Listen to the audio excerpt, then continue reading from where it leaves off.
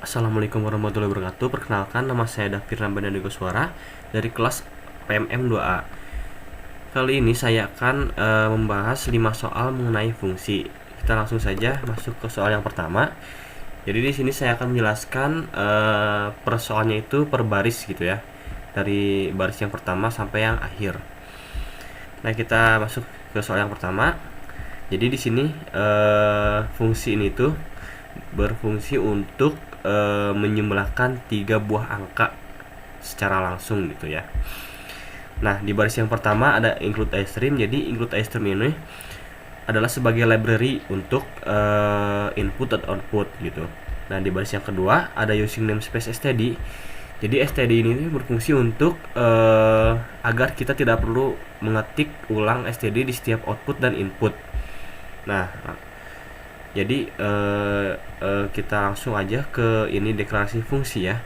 Jadi fungsi yang bernama jumlah 3 ini akan memiliki 3 jumlah parameter, karena di sini kita akan menjumlahkan 3 angka ya.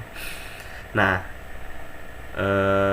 jadi kita memasukkan integer, tipe data integer di setiap parameternya begitu. Nah, kita di sini adalah fungsi utama dari hasil dari fungsi yang tadi sudah dideklarasiin ya. Jadi kita di sini ada in main, terus di baris 10 ada cout yang nantinya akan menjadi output hasil jumlah 3. Nah, kita di sini dimasukkan 3 angka yang akan kita jumlahkan, lalu kita inline. Nah, 5 7 3 yaitu adalah 3 angka yang akan kita jumlahkan. Kita langsung saja coba apakah berhasil atau tidak. 5 tambah 7 tambah 3.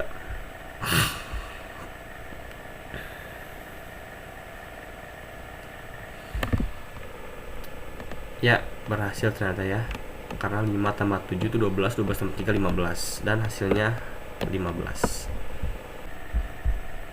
Ya, kali ini saya akan membahas mengenai soal yang nomor 2. Jadi soal yang nomor 2 itu kita disuruh untuk membuat sebuah fungsi yang dapat menentukan bilangan tersebut genap ataupun ganjil begitu ya. Jadi langsung saja kita akan membahas per baris. Di sini seperti biasa, saya tidak perlu menjelaskannya lagi untuk membersihkan waktu ya. Ada include iStream dan juga using namespace std. Nah, untuk fungsi kali ini saya menggunakan tipe data boolean untuk menentukan true atau false-nya, apakah si angka itu genap ataupun ganjil. Di sini ada parameter angka menggunakan tipe data integer. Nah, jika angkanya modulus 2 sama dengan 0, jadi misalkan kita masukkan angka, nah angkanya itu habis dibagi 2 begitu.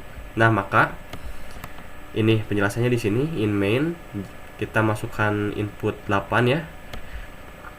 Nah, jika si parameter genap ataupun si integer x ini sesuai dengan ini, dia habis dibagi 2, maka akan mengeluarkan output yang seperti ini.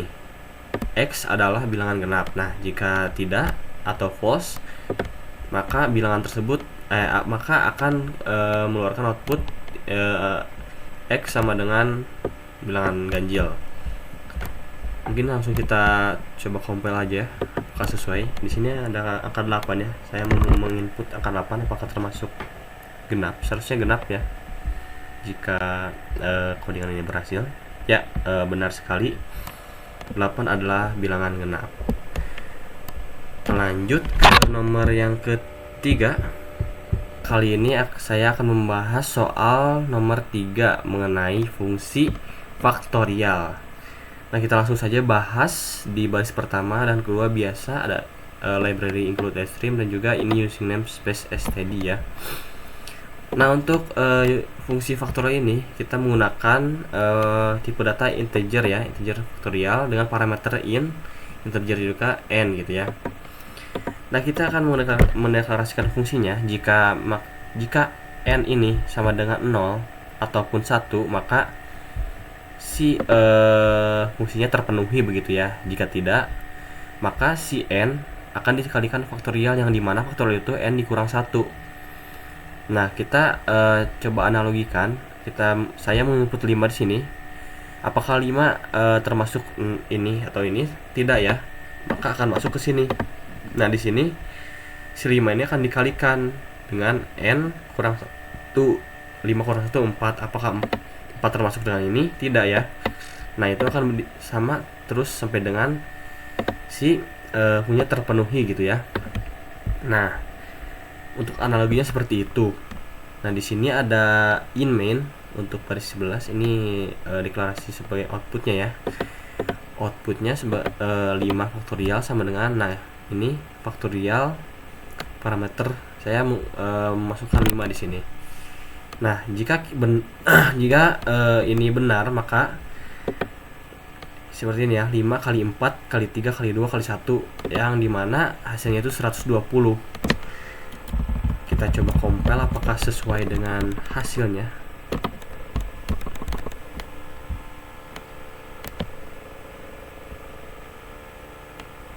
Ya, sesuai ya. 5 faktorial sama dengan 120.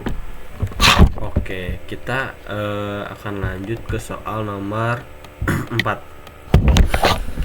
Jadi di soal nomor 4 ini kita diminta untuk membuat suatu fungsi yang mengurutkan angka dari bilangan yang terbesar ke yang terkecil ya. Di sini seperti biasa kita menggunakan library include stream using namespace std yang sudah saya jelaskan di soal nomor 1 ya. Nah, di fungsi kali ini saya menggunakan tipe data integer ya, maksud dengan parameter 3 parameter yaitu integer a, integer b, dan integer c.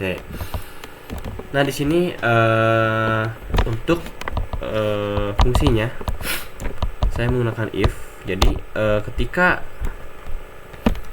misalnya nih yang terbesar tuh, anggap saja kita yang terbesar tuh misalkan si ini ya, parameter a. Nah, misal yang b itu ternyata lebih besar, jadi dipindahkan yang terbesarnya menjadi yang b gitu loh.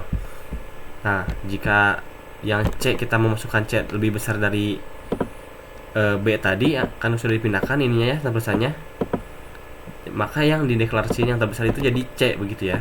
Nah, kembalilah di sini return ke yang terbesar. Jadi kita tuh misalnya nih a jadi yang terbesar, ternyata si b itu lebih besar, maka si b ini tuh dijadikan fungsi yang terbesar gitu ya.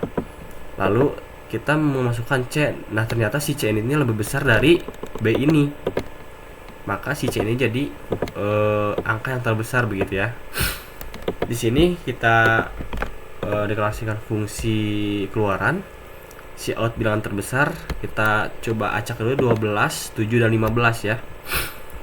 Jika ini fungsinya benar, maka akan berurutan 15, 7, 12, dan 7. Kita coba compile apakah sesuai.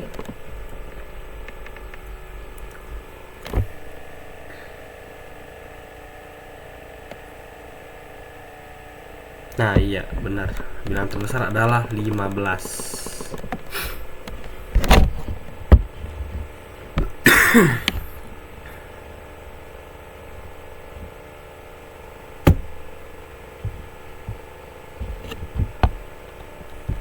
Kita lanjut ke soal nomor 5. Jadi soal nomor 5 tuh apa tuh bukan mengurutkan, ternyata kita tuh mencari bilangan terbesar dari suatu parameter begitu ya. Mana sih bilangan yang paling besar dari satu parameter ini tuh gitu. Oke, kita lanjut aja ke soal nomor 5. Jadi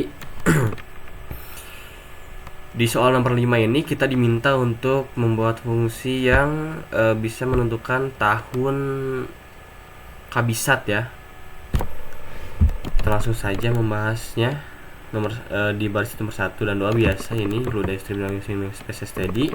Nah, di fungsi kali ini saya menggunakan tipe data boolean is kabisat dengan parameter integer tahun ya di sini. Nah, untuk memenuhi si fungsinya tahun modulus 4 harus sama dengan 0 dan tahun modulus terus harus tidak sama dengan 0. Di sini ada V inverse ya.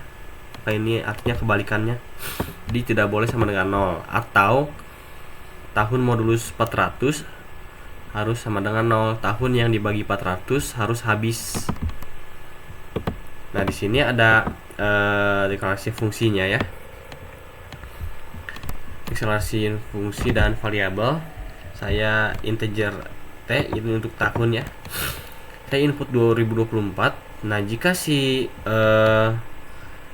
boolean kabisat ini dan tahunnya sesuai, maka akan keluar si tahun ini adalah tahun kabisat. Nah, jika tidak, maka akan output bahwa tahun ini itu bukan tahun kabisat.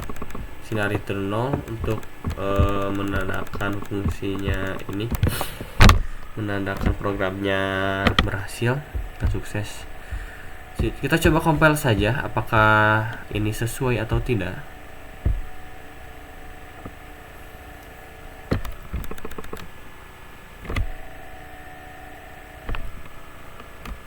Ya, 2024 adalah tahun kabisat. Nah, ini sesuai ya, karena 2024 itu adalah tahun kabisat. Nah, mungkin sekian saja video yang saya dapat jelaskan ya mengenai 5 soal fungsi.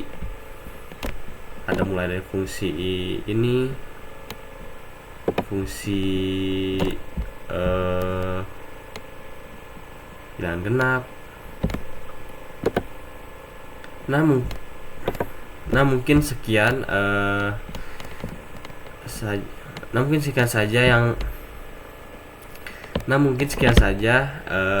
yang saya dapat bahas mengenai 5 soal fungsi. Wassalamualaikum warahmatullahi wabarakatuh.